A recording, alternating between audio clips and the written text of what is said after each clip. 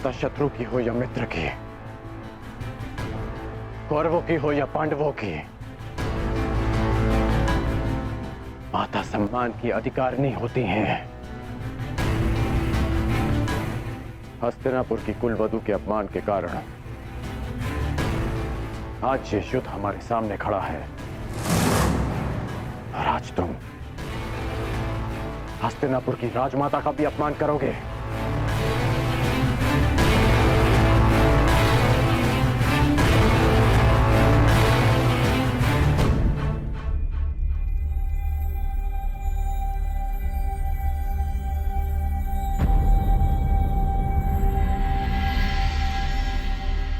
मैं बताता हूं कि हमारे मध्य क्या बात हुई थी। माता कुंती मेरे पास आई थी अर्जुन की सुरक्षा का वचन मांगने, और तुमने उसे स्वीकार कर लिया। ये स्वयं तुम उन्हीं से पूछ लो। बताइए राजमाता, मेरा क्या उत्तर था?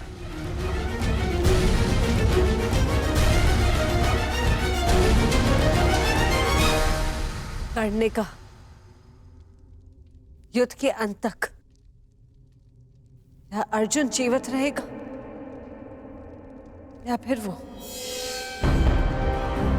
उसने ये भी कहा कि वो अपने मित्र से वो नहीं मोड़ सकता। परंतु ये बस। और कुछ मत कहिएगा मामाश्री, कुछ मत कहिएगा।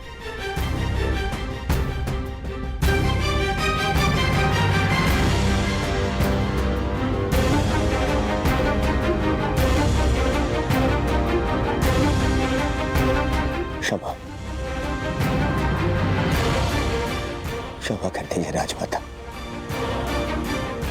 अपने अपने अपशब्दों के लिए मैं क्षमा प्रार्थी हूं। क्रोधवश में मैं स्वयं से नियंत्रण खो बैठा था। मुझे क्षमा कर दीजिए माता।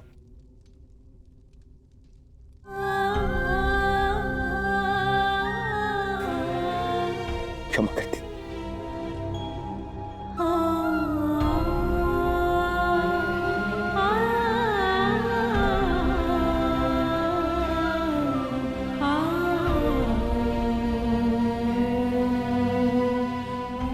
अब आज्ञा दीजिए युवराज।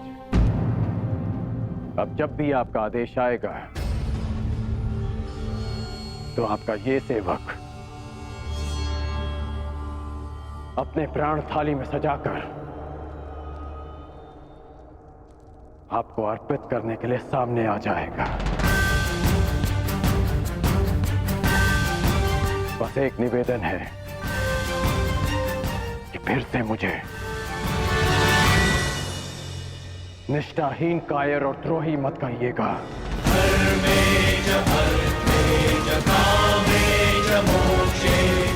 आज मैं आपको एक वचन देता हूं युवराज। इस युद्ध के केवल दो परिणाम आएंगे। पहला, इस युद्ध के पश्चात आपके शीश पर राज मुकुट होगा, या दूसरा, इस कर्ण के धड़ पर शीश ही नहीं होगा। आज्ञा दीजिए।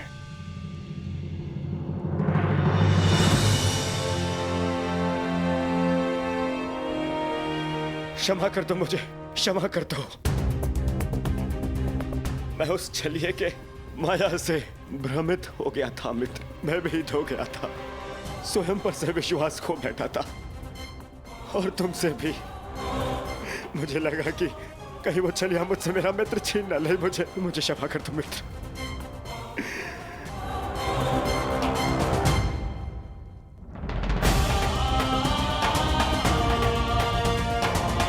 बस मित्र, बस।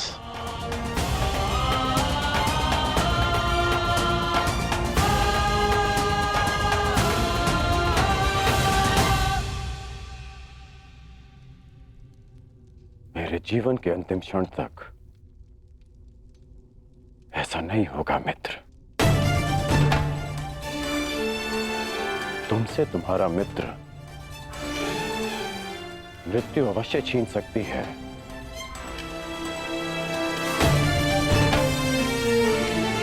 परंतु तुम्हारी मेरी मित्रता कोई नहीं छीन पाएगा।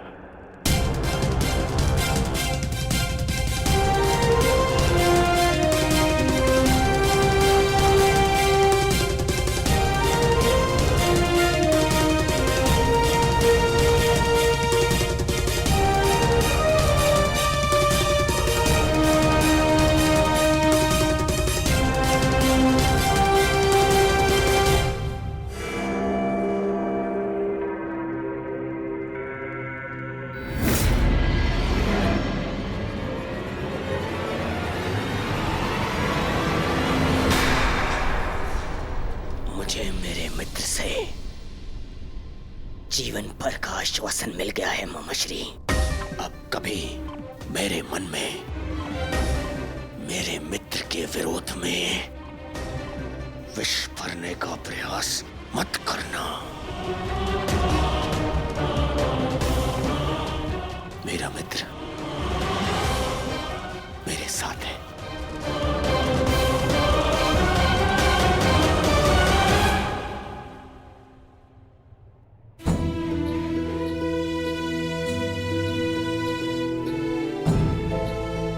माता शत्रु की हो या मित्र की, माता सम्मान की अधिकारिणी होती हैं। ये भले ही पांडवों की जन्म माता है, परंतु ये तुम्हारी मां समान है, ये मेरी मां समान है।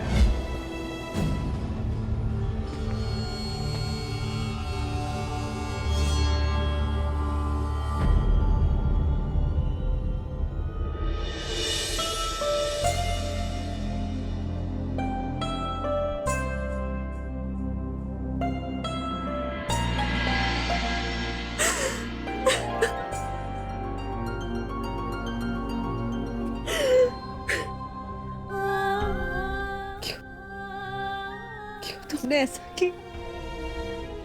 क्यों नहीं सत्य बताया दुर्योधन को? माता अपना कर्तव्य निभाने में असफल रहे, इसका अर्थ ये नहीं कि एक पुत्र भी अपना धर्म भूल जाए। पुत्र होने के नाते माता के सम्मान की रक्षा करना मेरा धर्म था। यदि सत्य सबके समक्ष आ जाता, यदि मैं आपको सत्य कहने से नहीं रोकता, तो केवल आप इस राज परिवार में अपना सम्मान नहीं खोती, अभी तो मैं भी स्वयं अपनी ही दृष्टि में गिर जाता।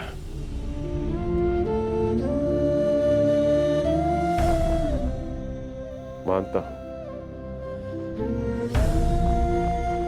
कि मैं आपसे शुद्ध हूं, परंतु आप ही का पुत्र होना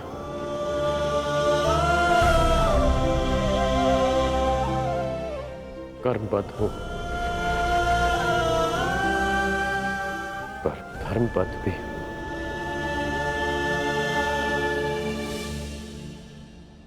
कहां से लाए उतना साहस? कैसे अर्जित किया इतनी पीड़ा सहने का सामर्थ्य? कैसे आई उदारता तुम्हारे हृदय में? तुम्हारा हृदय तो मां से भी विशाल है। कौन हो तुम? कौन हो? जन्म से सूर्य पुत्र कौन्तेय, परंतु कर्म से एक सूत पुत्र राधे कर्ण।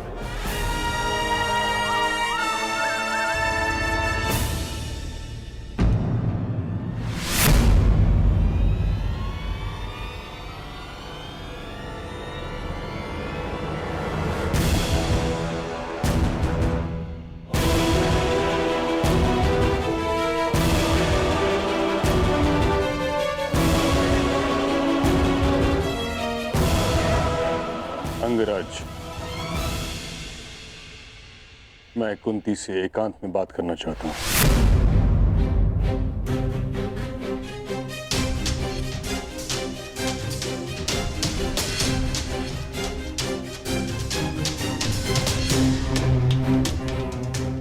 अवश्य।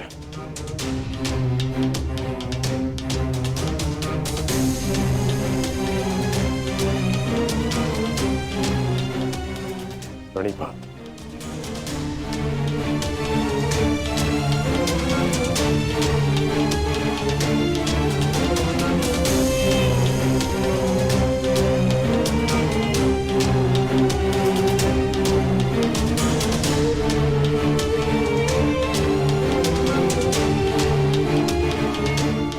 ताजश्री, क्षमा चाहती हूँ।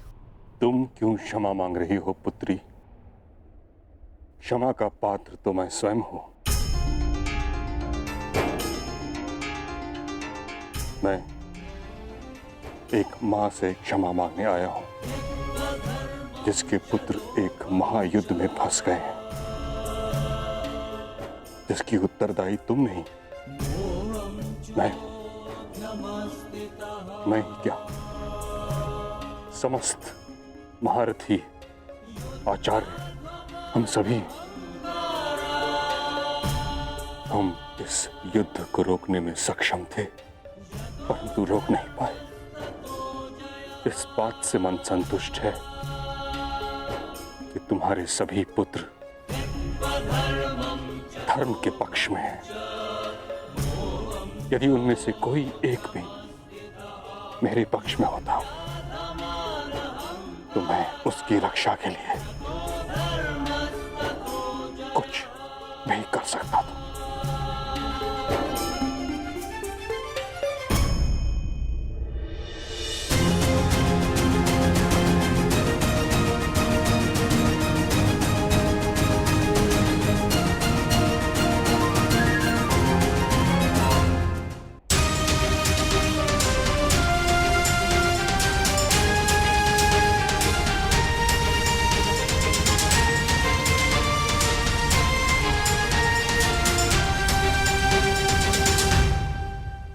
माँ प्रेम करती है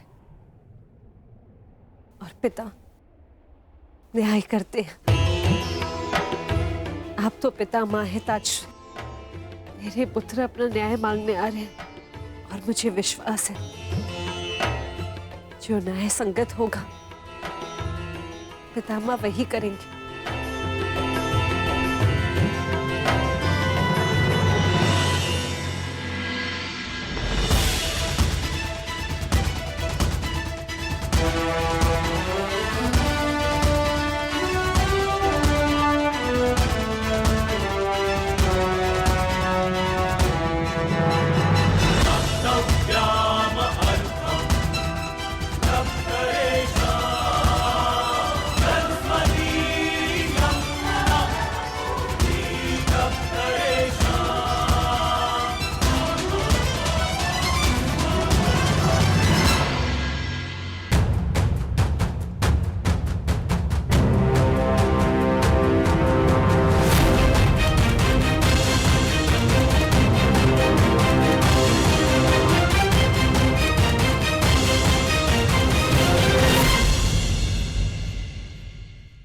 माता, क्या आज मैं आपसे कुछ मांग सकता हूँ? हाँ पुत्र, अवश्य। जिस युद्ध में मैं आज जा रहा हूँ माता, वहां या तो मैं विजयी होके लौटूंगा और या फिर वीर गति को प्राप्त हो जाऊंगा। जीवित वापस आने की और वीर गति को पाने की संभावनाएं समान है माता। यदि जीवित वापस आया तो कोई बात नहीं, परंतु वीर गति पाई तो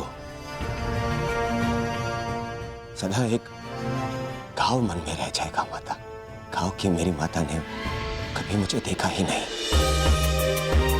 और मृत्यु के पश्चात भी उन्हें मेरा मुख स्मरण ही नहीं होगा। माता, बस एक विनती है, युद्ध से पूर्व एक बार, बस एक बार मुझे अपनी दृष्टि से देख लीजिए माता। बस एक बार अपनी माता की ममता भरी दृष्टि अपने आप के ऊपर डालना चाहता हूं माता। मैं जानता हूं पिताश्री के लिए ये संभव नहीं है माता, परंतु आप तो एक बार मुझे देख ही सकती। माता, आपकी कृपा दृष्टि मेरे लिए आशीर्वाद होगी माता। बस एक बार।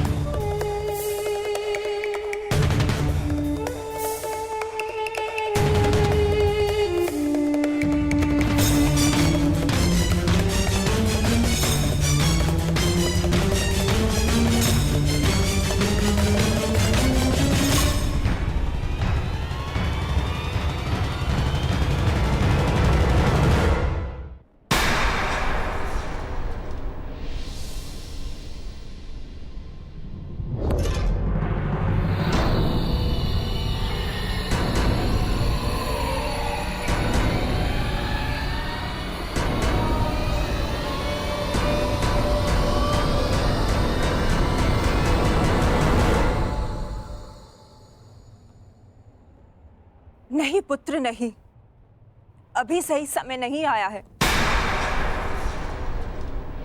परंतु ये माता वचन देती है कि जिस दिन तुम्हें मेरी दृष्टि की आवश्यकता पड़ेगी, उस दिन ये माता अपने पुत्र के लिए अपने पति को दिया प्रण भी भूल जाएगी।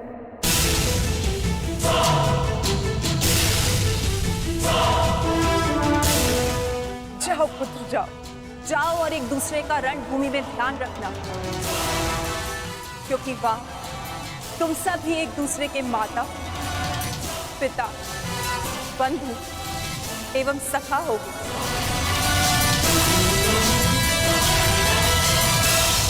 अब आज्ञा दीजिए और आशीर्वाद दीजिए। आज मुझे आपके आशीर्वाद की बहुत आवश्यकता है।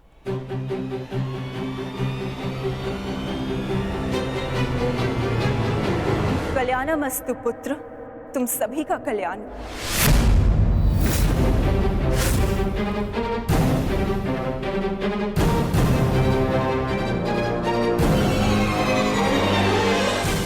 आपने विजयी भव का आशीर्वाद नहीं दिया माता।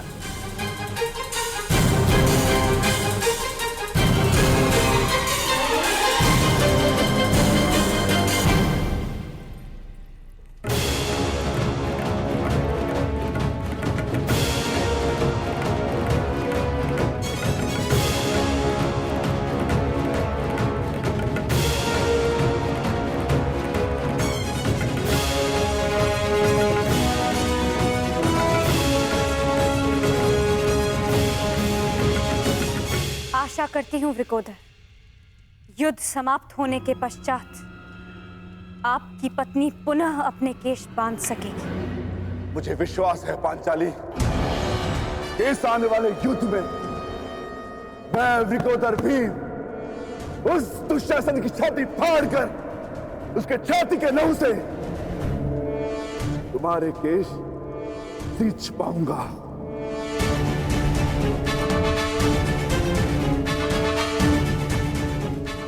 हर हर महादेव!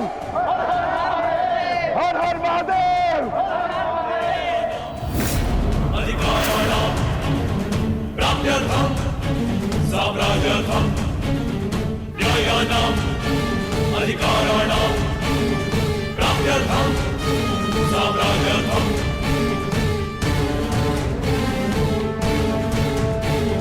दुर्गलहो क्रूरोवेशः गन्धविदं सत्याग्रहो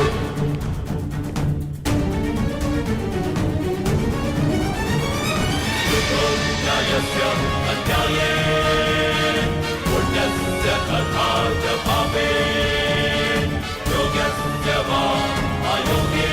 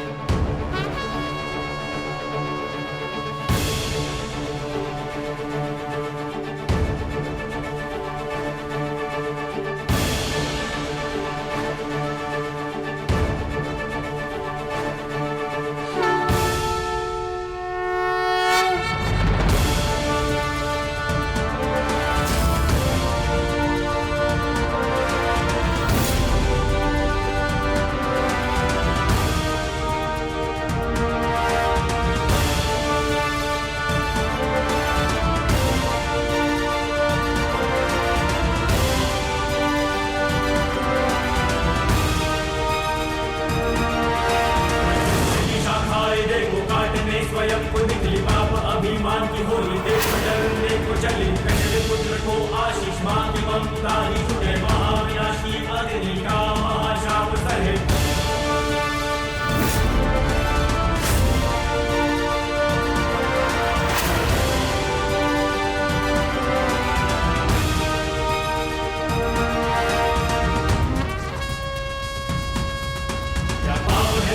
से निकला धर्म है अब जाए टूटा दिया विधाता ने है जो हर अवसर जाए झूठा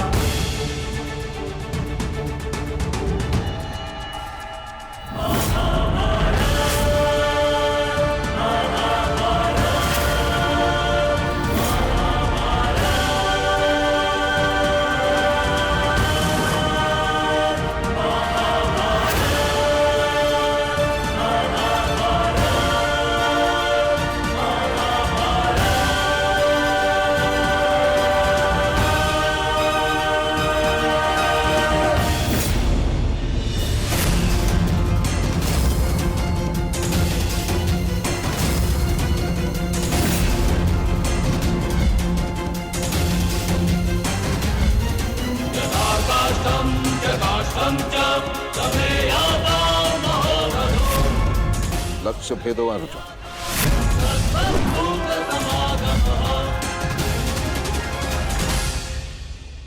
मैं नहीं चाहती कि मेरा कोई भी पुत्र एक दूसरे का वध करे।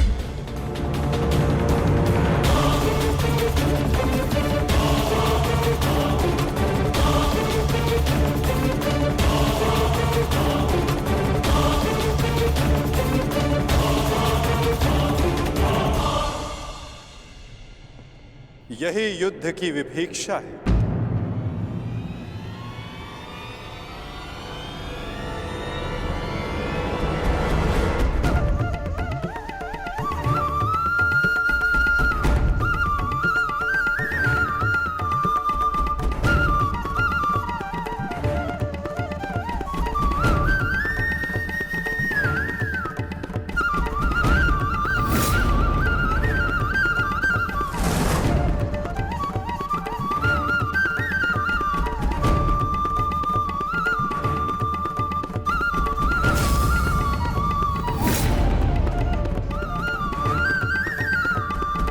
चाहे जो भी पक्ष जीते, परंतु हानि दोनों ही पक्षों को होती है।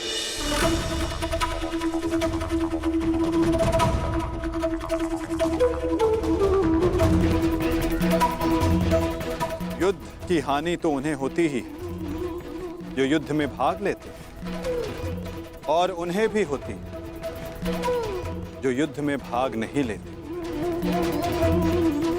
और अब जो मैं बताने जा रहा हूं, यहां उपस्थित कुछ लोगों को यह ज्ञात है, और जिन्हें ज्ञात नहीं है वो इस बात को जान लें।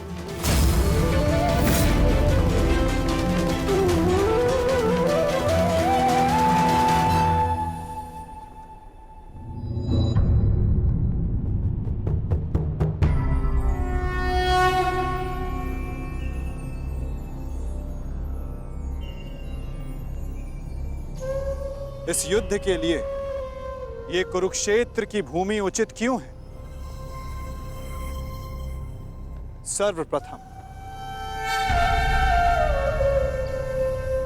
ये धरती कुरुवंश के अधिकार में आती, इसलिए इस धरती पर कौरव और पांडव इन दोनों का समान अधिकार है।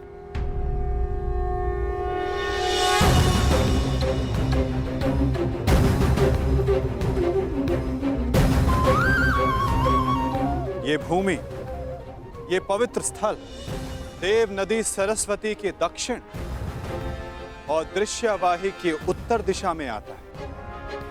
ये भूमि, ये भगवान परशुराम के यज्ञ कुंडों से घिरा हुआ है, और उन भगवान परशुराम के 3 शिष्य भी इस युद्ध में भाग ले रहे हैं। महर्षि कुरु ने बरसों तक इस भूमि को जोता और देवों से यह वरदान प्राप्त किया कि जो भी इस भूमि पर मृत्यु प्राप्त करेगा उसे मुक्ति मिलेगी, स्वर्ग मिलेगा।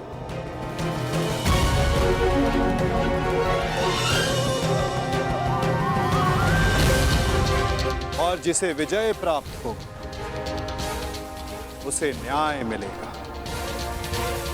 ये भूमि न्यायदात्री, पाप नाशिनी है और ये युद्ध भी न्याय के विजय के लिए, पापों के नाश के लिए हो रहा है। मुझे विश्वास है कि युद्ध का परिणाम चाहे जिस पक्ष में क्यों ना हो, धर्म स्थापना अवश्य हो।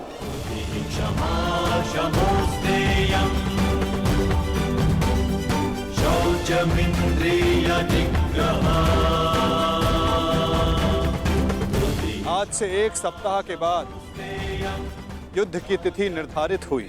दोनों ही पक्षों के पास युद्ध की तैयारियां करने के लिए 1 सप्ताह का समय है।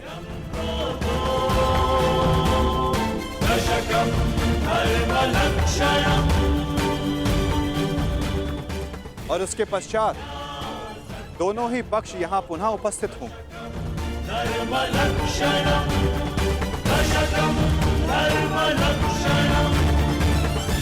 युद्ध के नियम निर्धारित करेंगे, फिर आरंभ होगा महाभारत का।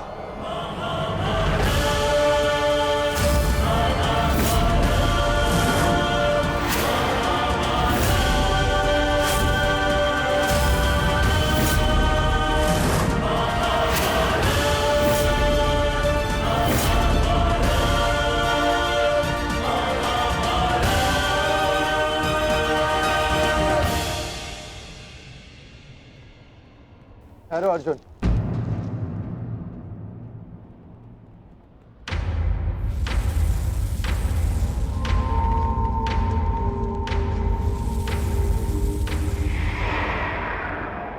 युद्ध से पहले भी आप हमारे श्रद्धेय थे, युद्ध में भी होंगे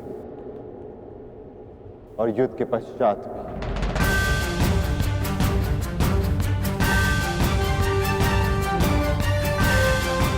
प्रणिपात। आयुष्मान भव।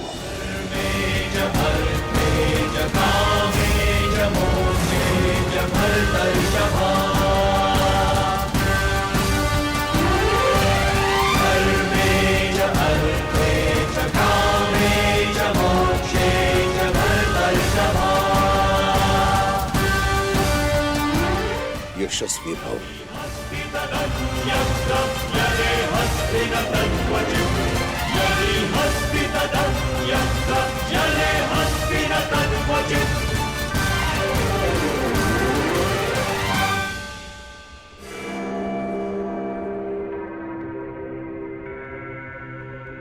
ये क्या था पितामह, जिन्हें हम युद्ध में परास्त करके उनका अंत करना चाहते हैं?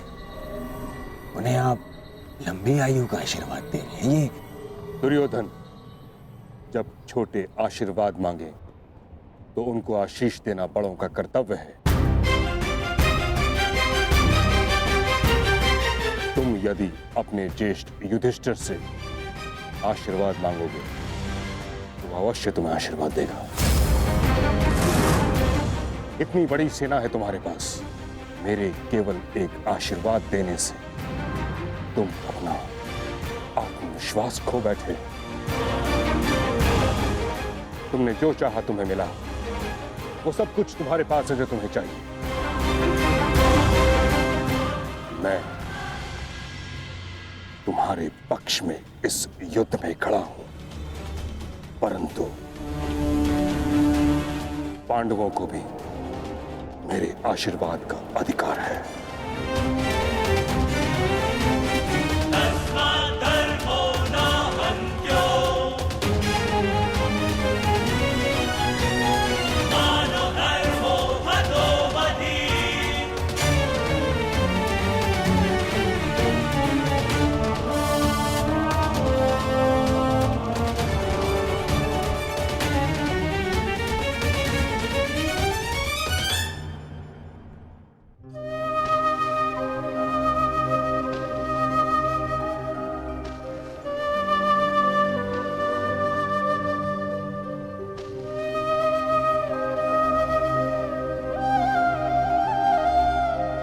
माते, प्रकट होइए माते। आपका गंगा पुत्र भीष्म आपके समक्ष उपस्थित है।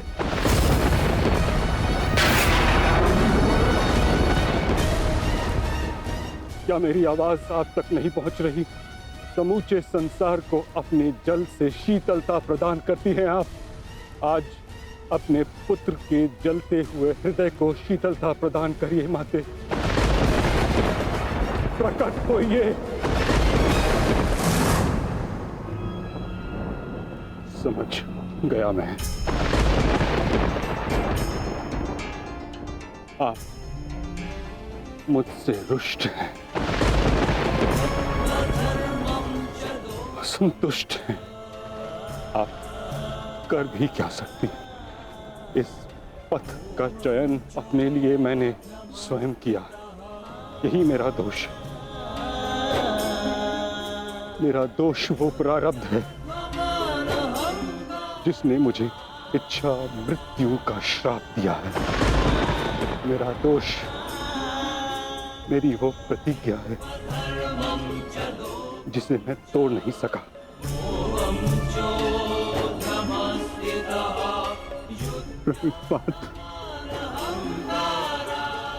आज आपका ये पुत्र आपके आशीर्वाद के बिना ही युद्ध में भाग लेने जा रहा है। अपनी भूल के लिए भाग्य को दोष देना उचित नहीं है गंगापत।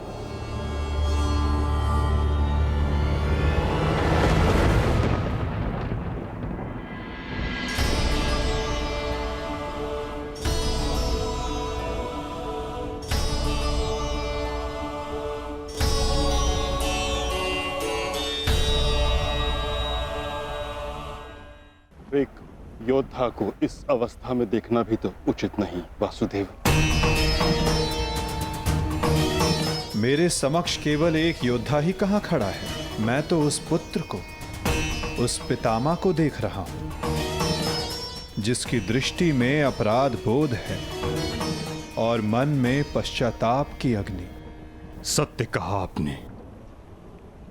आप एक योद्धा को नहीं, एक अभागे को देख रहे हैं। मुझसे बड़ा अभागा इस संसार में कौन होगा?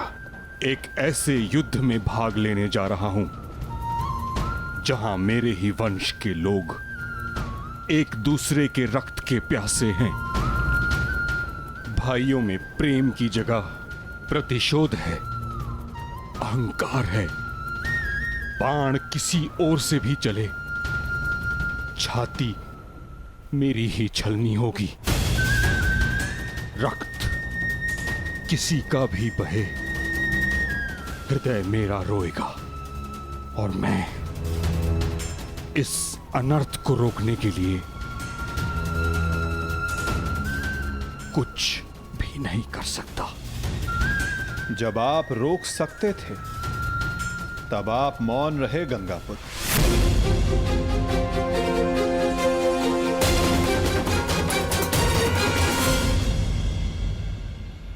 इस युद्ध को संभव बनाने में आपका भी योगदान है गंगापुत्र।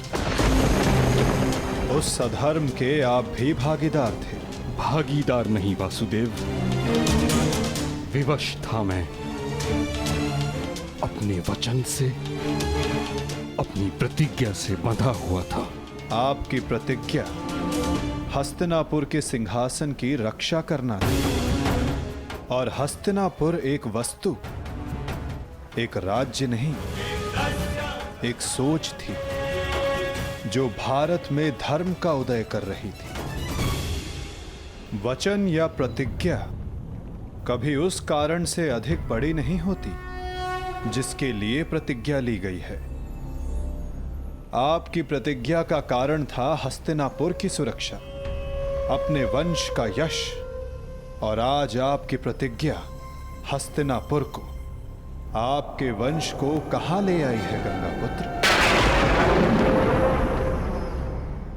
आपने हस्तिनापुर को ऐसा राजा दिया जो अपनी ही प्रजा के अश्रु नहीं देख सकता, ऐसा युवराज दिया जो अपनी ही भ्राताओं की संपत्ति से द्वेष रखता है।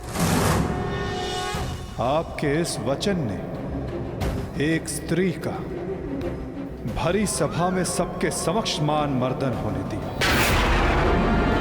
माता पिता अपनी संतान को वचन देते हैं कि वो उनका साथ देंगे, परंतु अपनी संतान को सही मार्ग पर रखना माता पिता का कर्तव्य होता है। यदि उचित समय पर आपका धनुष उठा होता, आपने अपना स्वर उठाया होता, तो आज संपूर्ण भारत महाभारत की चौखट पर ना खड़ा होता गंगापुत्र।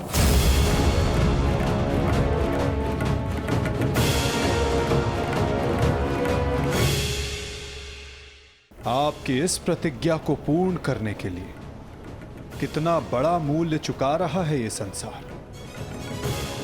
समय आ गया है कि उस प्रतिज्ञा को तोड़ दिया जाए, क्योंकि उचित और अनुचित की परिभाषा प्रतिज्ञा से नहीं, अंतरात्मा की पुकार से बंधी होती है गंगापुत्र। ये चुनाव आपका था और इसका फल भी आप ही भोगेंगे। अपने चुनाव के लिए आप स्वयं उत्तरदायी हैं गंगापुत्र, ना कि आपकी प्रतिज्ञा और ना ही आपका प्रारब्ध। ठीक कहा आपने वासुदेव। मैं अपने चुनाव का उत्तरदायित्व अपने सर लेता हूं। मेरा चुनाव है कि मैं अपना वचन तोड़ नहीं सकता।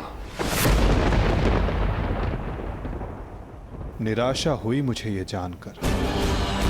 कदाचित इसके लिए पांडव आपको क्षमा कर दे, कदाचित याज्ञसेनी आपको क्षमा कर दे, कदाचित मैं आपको दोषी ना मानूं, परंतु इतिहास आपको इसके लिए कभी क्षमा नहीं करेगा गंगापुत्र।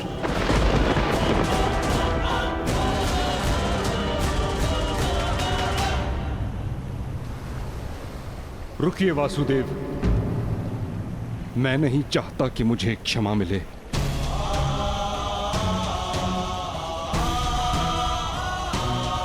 वचन पूर्ण करने का पुण्य मुझे मिले न मिले, परंतु मौन रहने का दंड मुझे अवश्य मिलना चाहिए।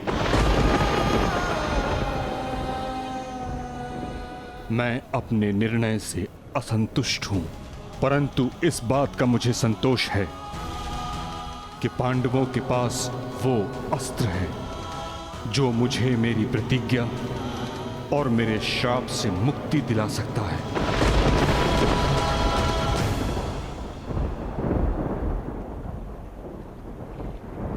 आप भली भांति जानते हैं कि मैं किसके विषय में बात कर रहा हूं, किंतु पांडवों को इसका ज्ञान नहीं। उनका मार्गदर्शन आपको करना होगा वासुदेव। भीष्म नामक समस्या का समाधान आप उनको सुझाएंगे। समाधान अपने गंतव्य तक पहुंचने को है गंगापुत्र।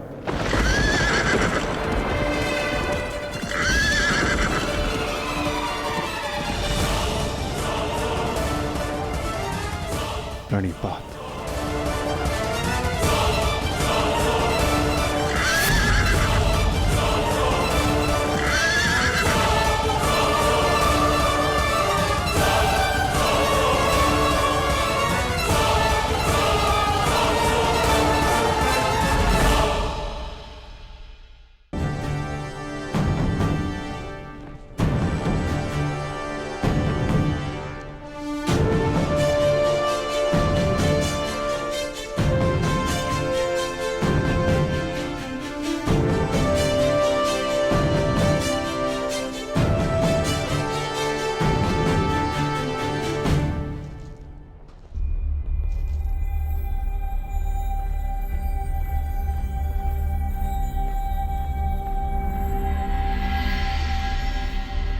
पिताश्री,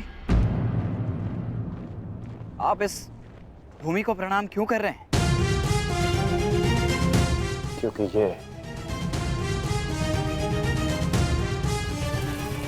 एक अति पावन भूमि है जहां मेरे गुरु परशुराम ने तपस्या की। परंतु अब ये एक युद्ध भूमि है। अब यहाँ तपस्या नहीं, शत्रुओं का संहार होगा। एक योद्धा के लिए युद्ध भूमि उसकी कर्म भूमि, धर्म भूमि और यज्ञ भूमि होती है, मंदिर के समान पवित्र होती है। परंतु पिताश्री, मेरी दृष्टि में ये सोच एक योद्धा को युद्ध में निर्बल बनाती है। मेरा मानना है कि योद्धा जब तक क्रोधित ना हो तब तक वो प्रहार नहीं कर सकता। नहीं, क्रोध में किया गया प्रहार शत्रु से अधिक स्वयं को हानि पहुंचाता है।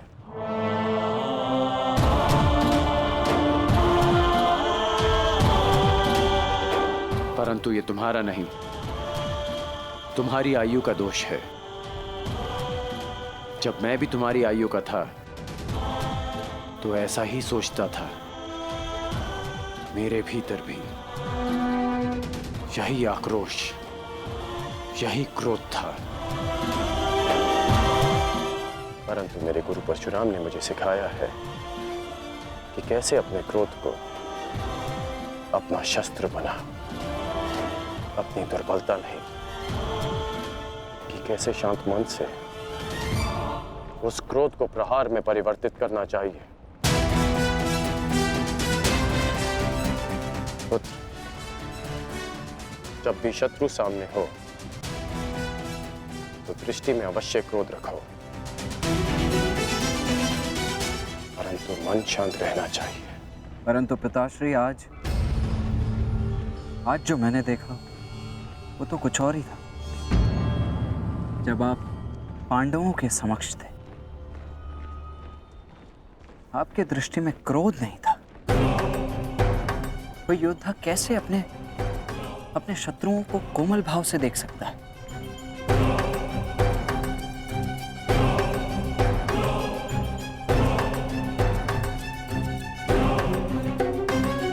आवश्यक नहीं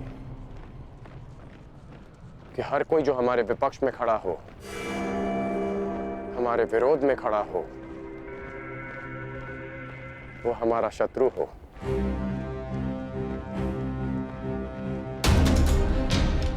शत्रु हमारे भीतर होता है, जो बीते कर्मों का फल बनकर हमें सर्प की भांति डसता है। इसमें कोई संदेह नहीं कि भीम सबसे बली है, प्रबल योद्धा है। परंतु यह भी निश्चित है कि कुमार धृष्टद्युम्न रणनीति में सबसे कुशल और प्रहार में सबसे गतिमान है। परंतु एक सेना के 2 सेनापति कैसे हो सकते हैं धर्मराज? अब आप ही बताइए कि किसे सेनापति चुना जाए।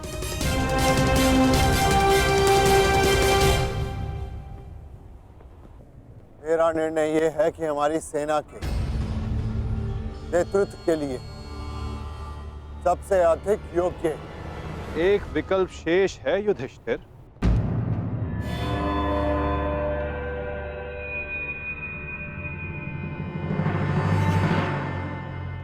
कौन वासुदेव? सेनापति पद के लिए भीम से अधिक कुशल और कौन हो सकता है? भीम की कुशलता पर मुझे कोई संदेह नहीं, परंतु हमें एक ऐसा सेनापति चाहिए जो युद्ध में गंगा पुत्र के समक्ष खड़ा हो सके।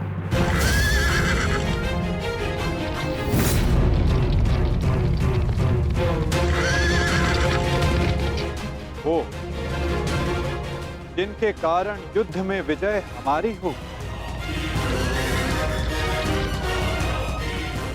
और वो केवल एक ही जो कौरवों के सेनापति गंगापुत्र भीष्म का सामना कर सकती है।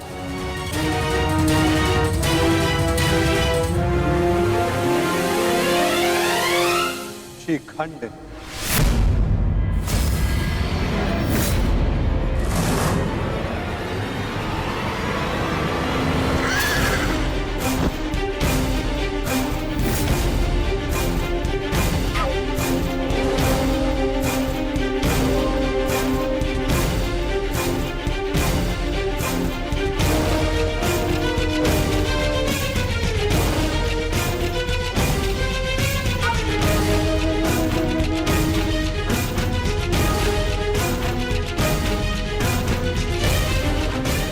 नहीं पाओ।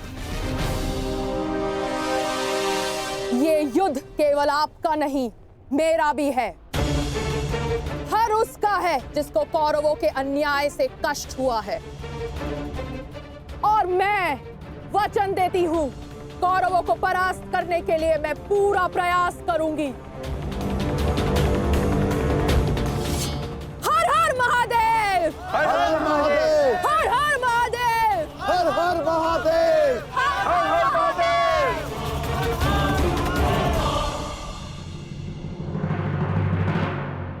एक समस्या अब भी सामने है वासुदेव। हमारे पास 7 अक्षौणी सेना है और कौरव सेना 9 अक्षौणी है। हमें कोई ना कोई समाधान अवश्य निकालना होगा वासुदेव। उन पांडवों के पास 7 अश्विनी सेना है और हमारे पास 9। चिंता करने की आवश्यकता उन्हें है, हमें नहीं। यदि तुम यूं ही बैठे बैठे आनंद मनाते रहोगे ना दुर्योधन, तो शीघ्र ही ये समीकरण बदल जाएगा। ना, मेरे कहने का तात्पर्य ये है कि शीघ्र ही ये समीकरण बराबर का हो जाएगा दुर्योधन। समझ गए? कैसे? मद्रराज शल्य, स्मरण है? नकुल सहदेव का मामा है वो, मामा। और हर मामा अपने भांजे के अतिरिक्त और किसी का सगा नहीं हो सकता ना? और ये बात तुमसे अधिक कौन जान सकता है? उसके पास 2-2 अक्षौणी सेना है, 2-2, और वो भी अति शक्तिशाली। वो यदि पांडवों के पक्ष में चला गया ना, तो पांडवों की शक्ति हमसे अधिक हो जाएगी निश्चित। और हाँ, कलिंग का स्वयंवर तो स्मरण है ना तुम्हें दुर्योधन? शल्य को शत्रु का क्रोध अधिक शक्तिशाली बना देता है, देखा है तुमने? देखा है ना?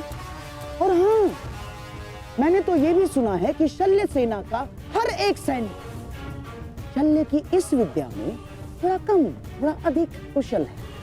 ये तो चिंता का विषय है मामाश्री। नहीं होना चाहिए। शैल्य को अपने पक्ष में कैसे किया जाए? है, मेरे पास एक योजना है दुर्योधन। मद्रराज शल्य अपने वचन का पक्का है, परंतु चरित्र का थोड़ा सा कच्चा। ये स्वभाव से थोड़े रसिक भी हैं। तुम समझ रहे हो ना मैं क्या कह रहा हूँ? रसिक हैं थोड़े से। चल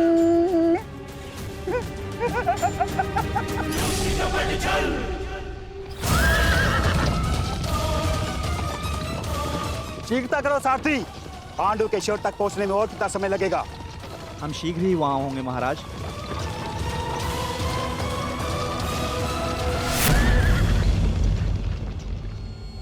रथ क्यों रोका? मार्ग में कोई है महाराज। किसका साहस जो मद्रराज का मार्ग रोक सके? मद्रराज की कोई सूचना अनुजो? अब तक मामाश्री का कोई समाचार नहीं आया है। समझ में नहीं आता किस कारणवश उन्हें इतना विलंब हो रहा है। प्रतीक्षा केवल दुर्बल करते हैं नकुल, योद्धा केवल प्रयास करता है। युद्ध आने को है, कहीं ऐसा ना हो कि तुम प्रतीक्षा करते रह जाओ और शत्रु अपने प्रयास में सफल हो जाए। अभी युद्ध के नियम निर्धारित नहीं हुए हैं। किसे क्या, कब, कहां, कौन सी अनहोनी हो जाए।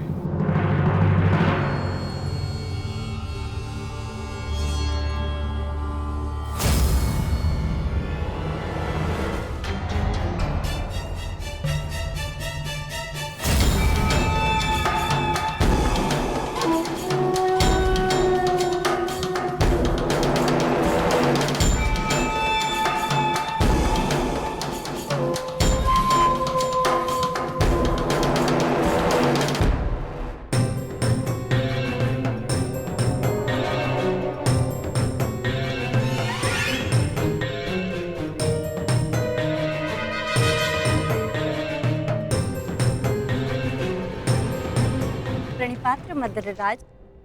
कौन है आप? आपकी सेविकाएं। आपकी यात्रा बहुत लंबी है, आपकी सेवा के लिए आए हैं, आपको आपके गंतव्य स्थान तक पहुंचाने। किसने आपको भेजा है? वासुदेव। वासुदेव? वासुदेव को हमारा धन्यवाद कीजिएगा, परंतु मुझे आज विलम्ब हो रहा है। प्रणाम। मद्रराज, क्या आप हम दोनों को दंडवीर बनाना चाहते हैं?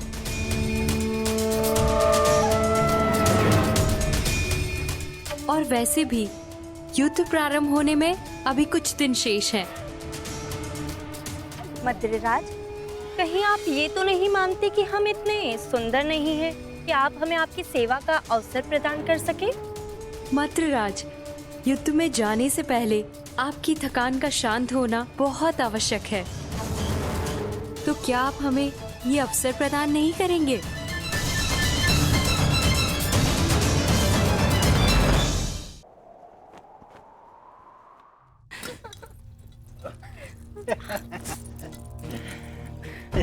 सेवा का आनंद ले रहे हैं ना? अवश्य। मुझे आशा नहीं थी कि वासुदेव भी इतने रसिक स्वभाव के हैं। महाराज, आपका ये पात्र मदिरा से रिक्त क्यों है?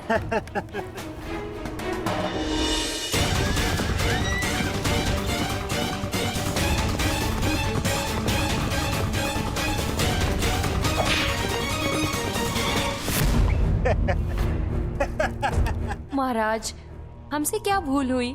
अभी तो आप युद्ध का आनंद उठाते रहे, लेकिन हमें भी तो आप अपनी सेवा का आनंद लेने दीजिए।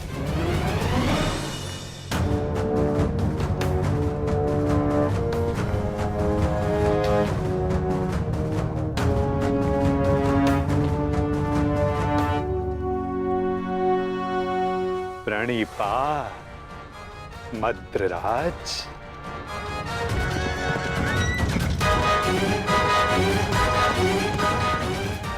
आशा करता हूँ कि इस वासुदेव से अतिथि सत्कार में कोई त्रुटि ना रह गई हो।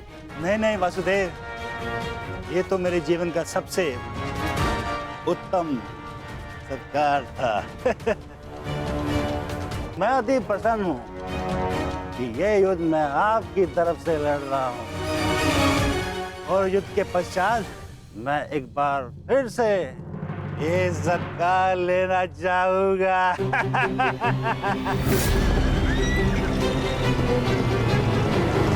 अवश्य, ऐसा सत्कार मैं आपका एक बार क्या कई बार करवाऊंगा, परंतु मैं आपसे आश्वासन नहीं मांग रहा हूं।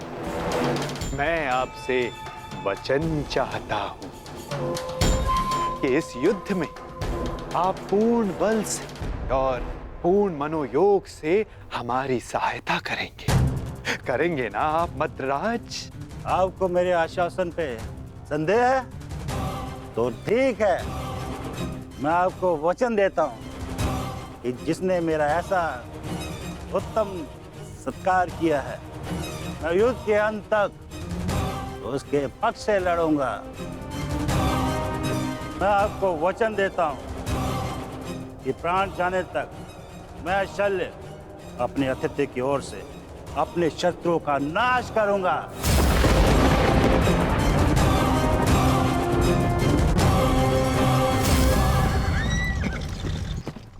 उत्तम, अति उत्तम। धन्यवाद मद्रराज, धन्यवाद। धन्यवाद मद्रराज, धन्यवाद।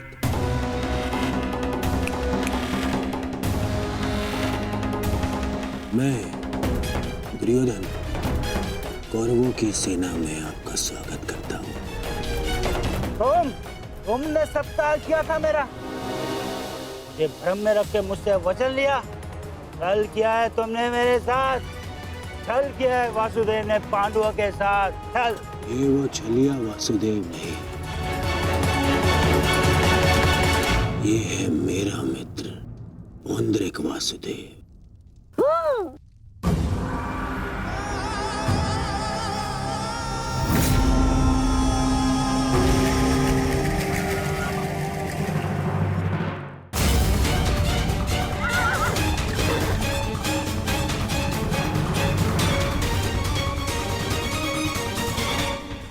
कि मामा श्री की सेना कौरवों के शिविर की ओर क्या कर रही है?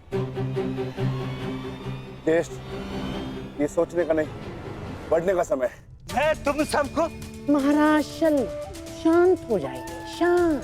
आपने तो वचन दिया है, तो अब आपको कौरवों की ओर से ही लड़ना होगा और युद्ध के नियमानुसार अपने ही पक्ष के योद्धा पर प्रहार नहीं करते मद्रराज, हैं?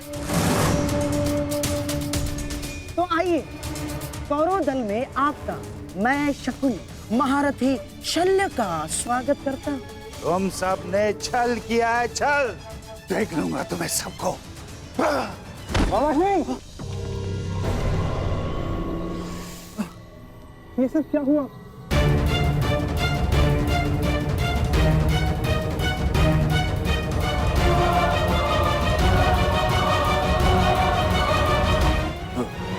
पुत्र नकुल, मैं मगधराज कदाचित हिचकिचा रहे हैं। आओ पांडु पुत्रों, मिलो कौरवों के नए सहयोगी से, महारथी महाराज शल्य से। तुम क्या सुन रहे हो मामा श्री? मुझे क्षमा करें, तुम्हारे मामा श्री के साथ बहुत बड़ा छल हुआ है।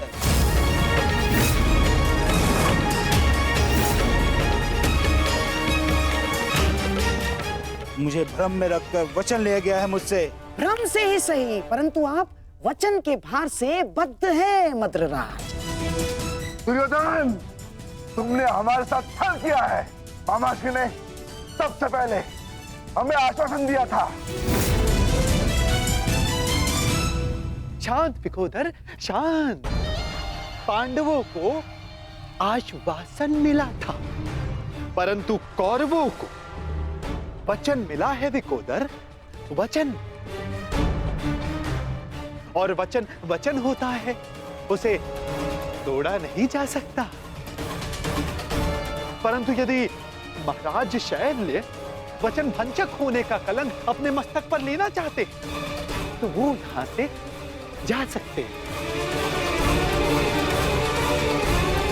परंतु युधिष्ठिर, तुमने तो इस युद्ध को धर्म युद्ध का नाम दिया है, तो क्या तुम अपने मामा का वचन भंग करने का अधर्म अपने मस्तक पर लेना चाहोगे?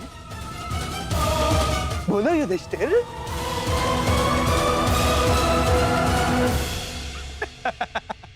ये सब तुमने किया है पाखंडी। सावधान, सावधान तुम।